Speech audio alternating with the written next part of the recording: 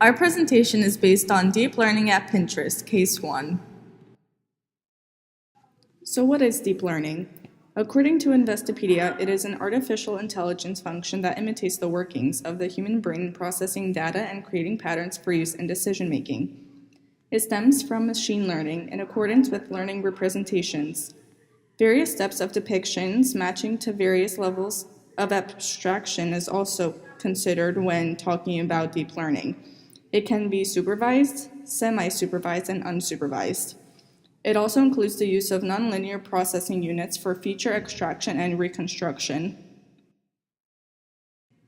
Examples of deep learning architectures include deep neural networks, deep belief networks, and recurrent neural networks.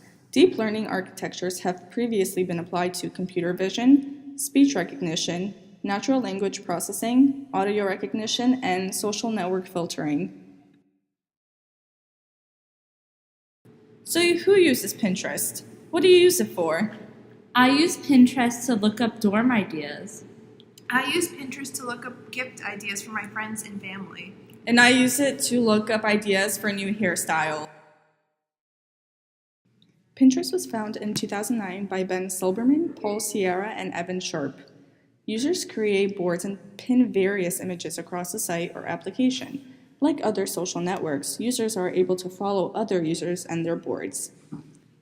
It grew from 5,000 users in August 2010 to 250 million users in October 2018. According to Ben Silbermann, Pinterest is a catalog of ideas.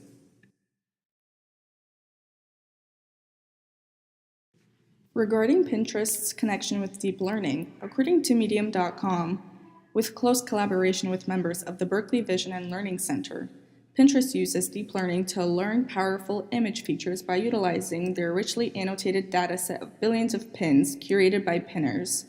Pinterest designed a distributed index and search system, granting the access to scale billions of images and discover thousands of visually identical outcomes in a quick time span.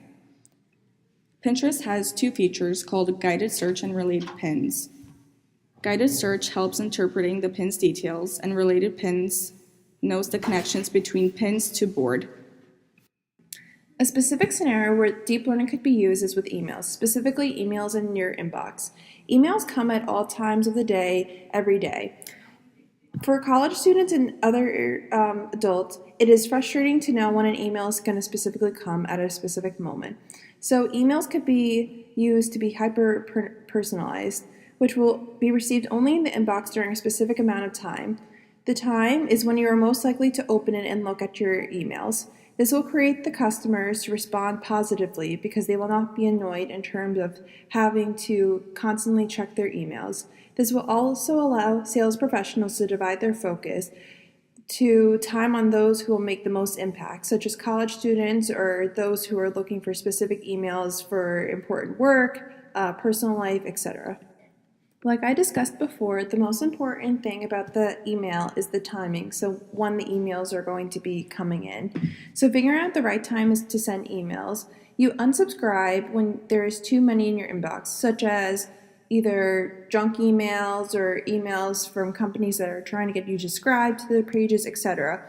But the opposite also occurs. If there's too little, then that doesn't promote your business and consumers will not know much about your business. The purpose to finding the right time is to figure out the time and the frequency of emails as well. So like I said, you don't want to have too many, too little, but you also want to send it at a time where the people are going to open up their inboxes and not either get caught in the junk or spam box.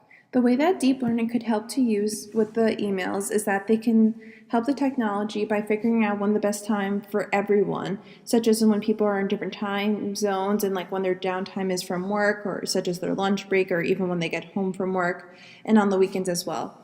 For me, I would personally benefit by being more interested in the content of emails rather than just deleting them once I don't recognize that it's an important email or such.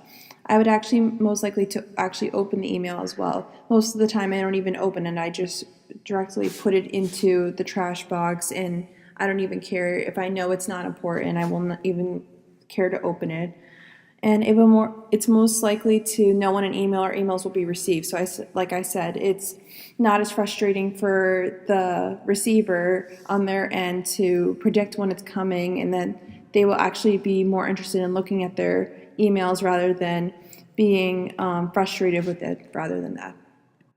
Pros of deep learning. Results can be generated faster. The large dataset allows for there to be more featured extraction. Therefore, the accuracy when searching for something specific is higher, which makes it more accurate than classical machine learning. Deep learning identifies any defects in images and can account for these variations, therefore making it more consistent and reliable.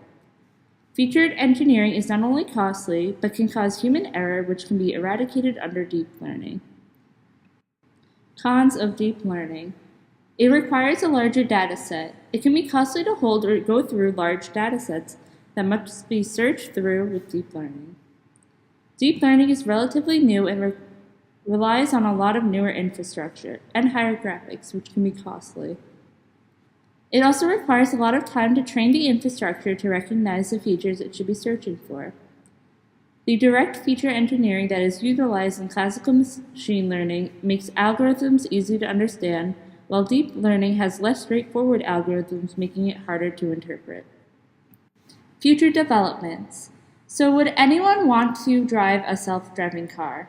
I would personally not drive a self-driving car. I find the concept to be cool, but I would still like to be in control of when I'm driving, the speed limit, things like that.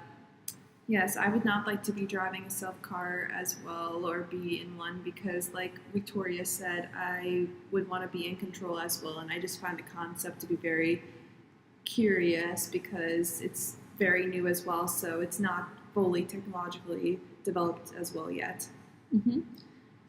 It is believed as the more advanced image recognition is, the safer and more reliable self-driving cars will be, therefore making them more popular.